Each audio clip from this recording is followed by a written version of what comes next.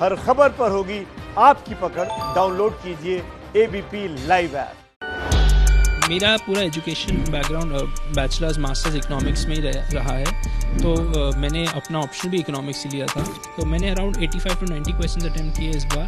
But ऐसा नहीं है कि जिनका नहीं हुआ वो कोई कम टैलेंटेड है या वो कम नॉलेजेबल है। आजकल तो इंटरनेट से इतना मटेरियल अवेलेबल है कि इतना ज़्यादा कोचिंग की मैं ये नहीं कहूँगा कि बहुत ज़रूरी है। थोड़ा सा आप अपना दूसरी चीज़ों में भी फोकस रखिए, ये नहीं कि आप सिर्फ 24 घंटे पढ़ाई करते रहिए। तो जैसे 1-1.5 महीना मैंने एक सब्जेक्ट पे ध्यान दिया, तो उसी को अच्छे से पढ़ा। फिर थोड़े दिन बाद दूसरे सब्जेक्ट पे फोकस रखा। ऐसे नहीं था कि मैं सब कुछ एक दिन में पढ़ रहा हूँ। यूपीएससी 2019 के नतीजे घोषित हुए हैं और इस वक्त हमारे साथ सेकंड रैंक होल्डर जतिन किशोर मौजूद हैं। आइए उनसे बात करते हैं। सबसे पहले तो जतिन किशोर, जितने भी दर्शक आपको देख रहे हैं सभी की तरफ से आपको बहुत बहुत शुभकामनाएं। Thank you very much. Jatin, क्योंकि आप बता रहे थे कि आपका सेकंड अटेम्प्ट है, पिछली साल भी आपने कोशिश करी थी, पिछली साल क्या आप क्रैक कर पाए थे? किस लेवल तक, किसी लेवल तक क्या आप पहुंच पाए थे? पिछले साल मैंने प्रीलिम्स एग्ज़ाम दिया था, तो अनफॉर्चुनेटली मेरा प्रीलिम्स नहीं हो पाया था लास्ट ईयर।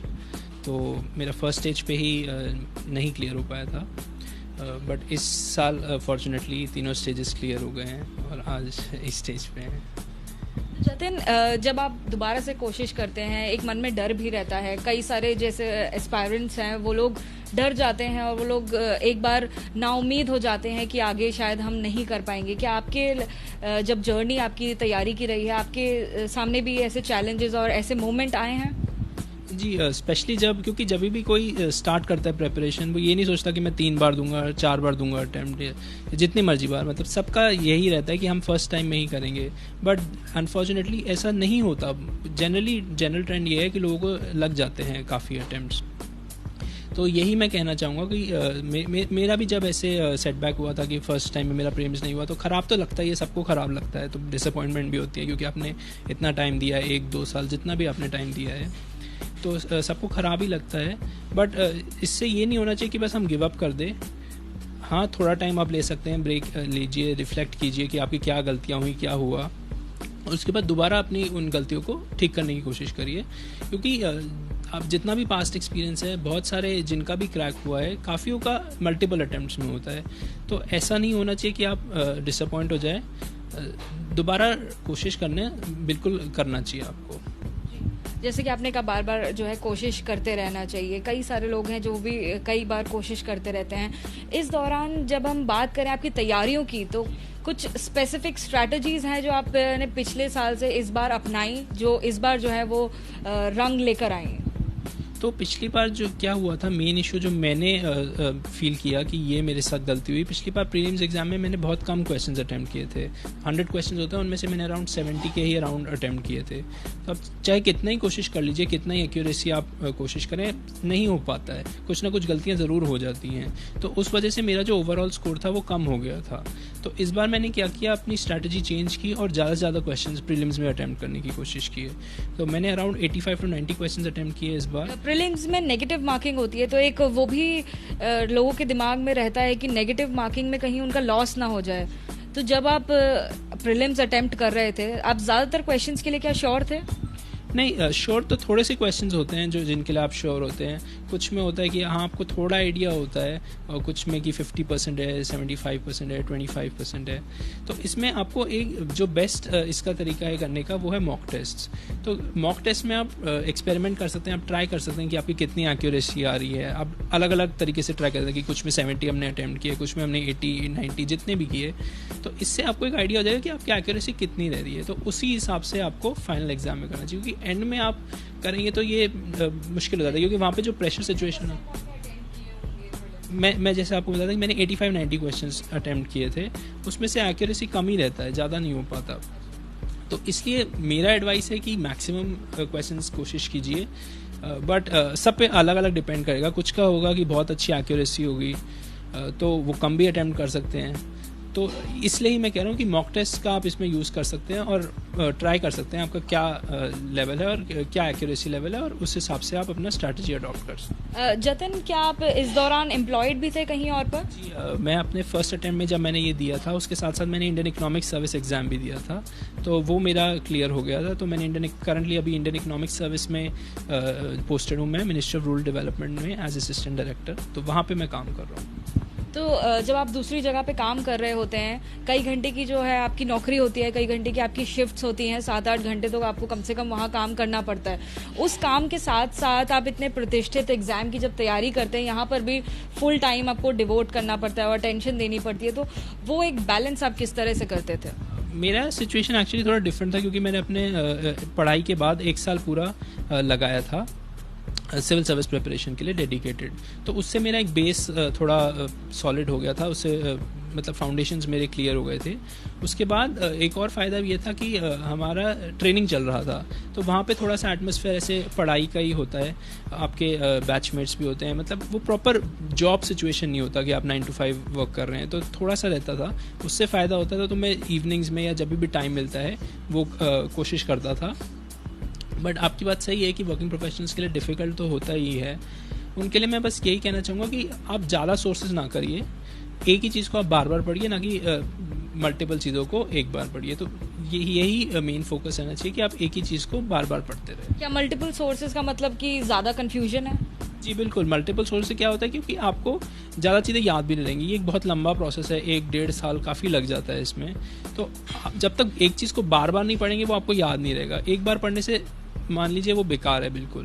तो इसलिए मल्टीपल चीज़ें पढ़ने से अच्छा है कि आप एक ही चीज़ को रिपीटेडली पढ़ते रहे, वो आपको याद भी रहेगा और आप यूज़ कर पाएंगे अपने आंसर्स। जतिन, आपने कौन सा ऑप्शनल सब्जेक्ट लिया था, और ऑप्शनल सब्जेक्ट का आपने जब चुनाव किया तो वो किन चीज़ों को ध्यान में रख कर किया? मेरा पूरा educational background bachelors masters economics में ही रहा है, तो मैंने अपना ऑप्शन भी इकोनॉमिक्स ही लिया था। इंडियन इकोनॉमिक सर्विस में भी इकोनॉमिक्स ही मेजॉरिटी पोर्शन है, तो मेरा इकोनॉमिक्स एक काफ़ी स्ट्रॉन्ग एरिया था, तो मैंने वही अपना ऑप्शन लिया था। और कोई ख़ास तैयारी मतलब यूपीएससी में के डिमांड्स तो होते ही हैं कि थोड़ा सा पैटर्न फ़र्क होता है, बट जहाँ तक मेरी फीलिंग है, ये ग्रेजुएशन और पोस्ट ग्रेजुएशन की पढ़ाई मुझे काफ़ी काम आई अपने यूपीएससी ऑप्शनल में भी। और अगर बात करें बाकी तैयारों की भी, तो जब आपने तैयारियां शुरू किया था, तो क्या आपने कोचिंग की भी मदद ली? क्या आप किसी जगह पर जाकर पढ़ते थे, ट्यूशन्स, कोचिंग, जैसे कि आमतौर पर लेते हैं मदद? मैंने जनरल स्टडीज़ के लिए लिया था कोचिंग 1 साल, बट ऑप्शनल के लिए कोई कोचिंग नहीं लिया था। जैसे कि आपने बताया कोचिंग ली थी, कई सारे ऐसे बच्चे हैं जिनके लिए अफोर्ड करना मुश्किल होता है कोचिंग, तो उन लोगों को आप क्या एडवाइस देंगे कि किस तरीके से वो अपनी तैयारी जो है वो घर बैठे खुद भी कर सकते हैं? नहीं, आप आजकल तो इंटरनेट से इतना मटेरियल अवेलेबल है कि इतना ज़्यादा कोचिंग की मैं ये नहीं कहूँगा कि बहुत ज़रूरी है। इनफैक्ट बिना कोचिंग के लिए भी आपके पास बहुत मटेरियल, बेसिक बुक्स तो एक लिस्ट है, वो सब टॉपर्स रेकमेंड करते हैं, कुछ वेरिएशन होते हैं, but most of the books same रहते हैं।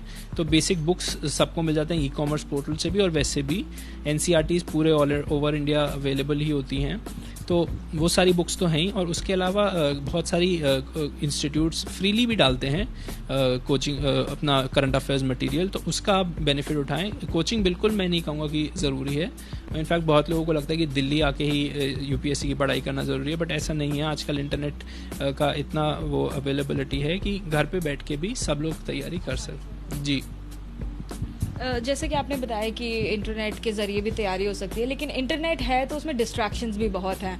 उसमें सोशल मीडिया भी है, उसमें फेसबुक भी है, ट्विटर भी है, उसमें यूट्यूब भी है, जहाँ पर जाकर लोग कई घंटों तक बैठते हैं। तो इन डिस्ट्रैक्शंस के साथ कैसे पढ़ा जाए, ये भी एक बहुत कॉमन सवाल है जो दर्शक लगातार पूछते हैं। नहीं, डिस्ट्रैक्शंस तो ज़रूर होते ही हैं, मेरा भी होता था। कभी भी ऐसा नहीं हो पाता है कि आप बिल्कुल उस पर फोकस रहें, और ज़्यादा इतना होना भी नहीं चाहिए, क्योंकि वो अनहेल्दी भी हो जाता है। क्योंकि आप सारा समय अगर पढ़ते ही रहेंगे तो एक पॉइंट के बाद आपका बर्नआउट हो जाएगा, आप नहीं कर पाएंगे। और तो थोड़ा सा आप अपना दूसरी चीज़ों में भी फोकस रखिए। ये नहीं कि आप सिर्फ 24 घंटे पढ़ाई करते रहिए, तो एक बैलेंस ज़रूरी है। बट एंड में तो आपका वो है, सेल्फ कंट्रोल है, आप कितना कर सकते हैं, तो ये हर पर्सन पे डिपेंड करता है। और थोड़ा सा तो आपको डिस्ट्रैक्शंस को रोकना ही पड़ेगा। तो यानी कि time management is the key आपके हिसाब से। उस टाइम मैनेजमेंट की बात करें, अगर हम आपकी बात करें, क्योंकि हम आपका इंटरव्यू कर रहे हैं, तो आप टाइम टेबल जो है उसको क्या एक रिलीजियसली फॉलो कर पाते थे, या ऐसा कोई टाइम टेबल बनाते थे, क्योंकि आप वर्किंग भी हैं? नहीं, एक्चुअली मैंने कभी भी पढ़ाई के समय कोई टाइम टेबल एज सच नहीं बनाया, क्योंकि जनरली लोग क्या करते हैं कि एक दिन में मल्टीपल चीज़ें पढ़ लेंगे या जैसे भी करते हैं, बट क्योंकि मेरा कभी ऐसे नहीं हो पाया कि मैंने टाइम टेबल बनाया, क्योंकि कभी भी मैं ऐसे फॉलो नहीं कर पाया। मैंने कभी कभी ट्राई किया बट मुझसे नहीं हो पाया। तो जनरली मैं ऐसे ही फोकस रखता था कि एक सब्जेक्ट पे फोकस रखो, कि जैसे 1-1.5 महीना मैंने एक सब्जेक्ट पे ध्यान दिया, तो उसी को अच्छे से पढ़ा, फिर थोड़े दिन बाद दूसरे सब्जेक्ट पे फोकस रखा। तो मैं ऐसे तैयारी करता था। और हाँ, बट ऐसे नहीं था कि मैं सब कुछ एक दिन में पढ़ रहा हूँ, और ये भी नहीं कि आज इतने घंटे पढ़ना ही है या नहीं पढ़ना, कभी कभी कम कभी कभी ज़्यादा, जितना भी होता था। तो मेरा ऐसे कोई फिक्स टाइम टेबल नहीं था। आखिरी सवाल जतिन, कई सारे दर्शक हैं जो इस वक्त आपको सुन रहे हैं, कई सारे ऐसे लोग हैं जो अनफॉर्चुनेटली उनका जो एग्ज़ाम है वो पॉजिटिव नहीं आया है, बहुत मेहनत के बाद भी, कई सालों की मेहनत के बाद भी लोग जो है इस प्रतिष्ठित एग्ज़ाम को क्लियर नहीं कर पाते हैं, तो उनके लिए आपकी एक विनम्र एडवाइस क्या होगी? मेरी एडवाइस यही होगी कि इतने सारे लोग compete करते हैं, बहुत सारा वो है। मैं फॉर्चुनेट हूँ कि मेरा हो गया है, बट ऐसा नहीं है कि जिनका नहीं हुआ वो कोई कम टैलेंटेड है या वो कम नॉलेजेबल है। तो इसलिए अपना वो कॉन्फिडेंस ना लूज़ करें। अगर आपके पास और मौके हैं तो आप दोबारा ट्राई करिए। या और ऐसा भी नहीं है कि IAS is the only way to do good और इन सोसाइटी और कंट्रीब्यूट टू सोसाइटी। ऐसे बहुत सारे और ऑप्शंस भी अवेलेबल हैं जो लोग कर सकते हैं। तो ऐसा इसको एक लाइफ गोल की तरह नहीं ट्रीट करना चाहिए। कुछ लोगों का अनफॉर्चुनेटली नहीं हो पाता, but that is not the end of life, और आपके पास बहुत मौके हैं, तो कभी भी निराश नहीं होना चाहिए। हालांकि ये बहुत वैसे साउंड करता है, मुझे पता है कि जब नहीं होता तो बहुत दुख होता है, बट थोड़ा टाइम लीजिए, अपने आप को अपने सपोर्ट सिस्टम से कनेक्ट करिए। नहीं, कमियों में कभी कभार ऐसे ज़रूरी भी नहीं है कि कमियों की वजह से हुआ, कभी कभी अनफॉर्चुनेट केस भी हो जाता है, कुछ नंबर से आपका रह गया, प्रीलिम्स ही रह गया सपोज जैसे, और आप मेंस नहीं लिख पाए। तो इसमें ये नहीं कहूँगा कि उस पर्सन की कमी थी, कभी कभी नहीं हो पाता, बट थोड़ा अपना एक ये है कि आपका सपोर्ट सिस्टम होना चाहिए, आपकी फैमिलीज या फ्रेंड्स जिनसे आप बात कर सके, उनके साथ थोड़ा टाइम स्पेंड करिए, और आई एम श्योर वो आपको बूस्ट करेंगे। बट लाइफ में बहुत ऑप्शंस हैं। तो आप परिवार के साथ ही रहते हैं, फैमिली का पूरा सपोर्ट आपको जी, मैं अपनी फैमिली के साथ ही रहता हूँ, अपने मदर फादर के साथ। तो उनका बहुत सपोर्ट रहा है मेरे को थ्रू आउट माई लाइफ, और इसमें भी UPSC के दौरान भी हमेशा सपोर्ट रहा है। जब मुझे भी थोड़ा वो मतलब डाउन तो लगता ही है प्रेपरेशन स्टेज में सबको ही, तो मेरी मदर स्पेशली हमेशा इनकरेज करती कि नहीं, हो जाएगा, ठीक हो जाएगा, सब कुछ हो जाएगा। तो पूरा सपोर्ट रहा है। कैडर के बारे में भी आपने क्या अभी माइंड मेकअप किया है कि कौन से कैडर में जाना चाहते हैं, या फिर कौन सी जगह पर जाकर आप अपना काम करना चाहते हैं, अपनी जो सर्विसेज है वो देना चाहते हैं? कैडर प्रेफरेंसेस एक्चुअली इंटरव्यू से पहले ही हमें सबमिट करनी होती है। तो मैंने अगमुद कैडर फर्स्ट किया, वो सिंपली बिकॉज दिल्ली मेरा होम स्टेट है, तो उस हिसाब से मैंने अगमुद लिया है। बट ऐसी कोई स्ट्रॉन्ग प्रेफरेंस नहीं है, ये ऑल इंडिया सर्विस है, तो मैं कहीं पे भी सर्व करने के लिए तैयार हूँ। ऐसा कोई स्ट्रॉन्ग प्रेफरेंस नहीं है। कोई एक स्ट्रॉन्ग ऐसी चीज़ है जिसमें आप बदलाव देखना चाहते हैं समाज में, या अपना एक कॉन्ट्रीब्यूशन देना चाहते हैं, जिसके लिए आपने सिविल सर्विसेज को जरिया चुना? देखिए, जहाँ भी जैसे हम डिस्ट्रिक्ट्स में पोस्टिंग होती है, तो हर डिस्ट्रिक्ट में अलग अलग चैलेंजेस, अलग अलग प्रॉब्लम्स होंगी, इश्यूज होंगी, तो उसी हिसाब से स्ट्रैटेजी अडॉप्ट करनी होगी। बट अगर जनरल वे में मैं कहना चाहूँ तो एक एजुकेशन सेक्टर जो मुझे लगता है काफ़ी ज़रूरी है, हमारे फ्यूचर का फाउंडेशन है, हमारे यूथ का फाउंडेशन है, तो एजुकेशन में थोड़ा मैं कंट्रीब्यूट करना चाहूँगा। और दूसरा एक एनवायरनमेंट सेक्टर, क्योंकि एनवायरमेंटल इश्यूज आजकल बहुत इंपॉर्टेंट हो गए, पहले भी थे, आजकल और इम्पॉर्टेंट है। और ये कोविड पैंडमिक के लेकर भी हम देख रहे हैं कि किस तरह नेचर और ह्यूमंस इंटरेक्ट कर रहे हैं और कैसे दोनों ज़रूरी है। तो एनवायरमेंटल कंजर्वेशन पे भी मेरा थोड़ा फोकस मतलब मैं करना चाहूँगा ऐसा। शुक्रिया हमसे बात करने के लिए जाते हैं। तो देखिए, कुछ बहुत ज़रूरी बातें आपको इस इंटरव्यू से सामने आई हैं। अगर आप भी एस्पायरेंट हैं, आप भी एग्ज़ाम दे रहे हैं और लगातार तैयारी कर रहे हैं, तो देखिए जतिन के मुताबिक आप तैयारी करते रहिए। जो हौसला है उसे टूटने मत दीजिए। कई बार ऐसा हो सकता है कि आपका एग्ज़ाम क्लियर ना हो, लेकिन फिर भी निराश ना होइए। ज़्यादा से ज़्यादा हो सके तो आप जो अपने प्रीलिम्स हैं उसमें अपने जो एग्ज़ाम्स के जो क्वेश्चंस हैं उनको अटेम्प्ट करेंगे तो आपको फ़ायदा मिल सकता है। और ख़ासकर जो सोर्सेज हैं उनको जितना हो सके लिमिटेड रखिए। कैमरा पर्सन भूपेंद्र रावत के साथ Jatika Singh, ABP news, Delhi. ABP news आपको रखे आगे।